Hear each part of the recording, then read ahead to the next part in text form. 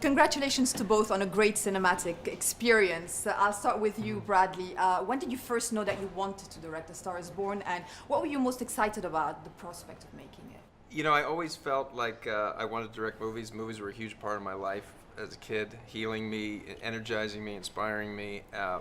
But you know, you can't choose what moves you, and I had this point of view of this film, and I knew I wanted to tell a love story, and I thought music could be involved because there's no pure way of communicating than singing, because you can't hide.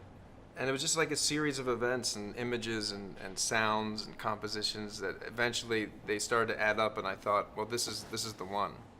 But I knew I needed the engine and the fuel, and that was her. There's no movie without her.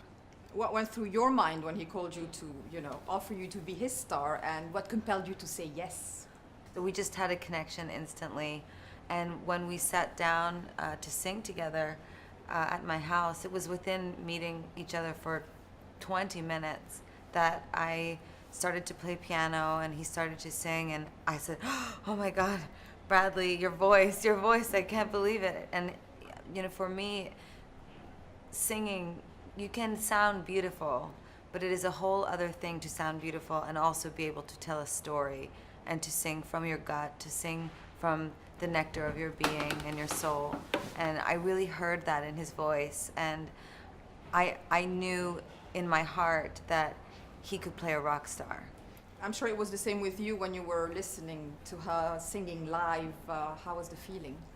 Well, the first time I had ever heard her sing live was the night before we met at a cancer benefit at Sean Parker's house, and she was the final act, and she came out, and I just hijacked that moment and put it in the movie, quite frankly. And then it was just like a cacophony of wonderful moments that the crew and myself were able to be a part of.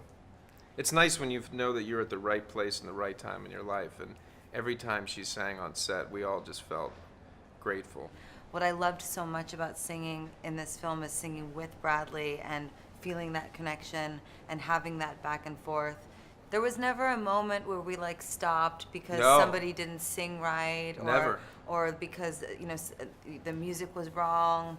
It always was completely fluid, and it was like he said, we would just do full takes. So in the movie, what you're seeing is you're seeing a real moment happen.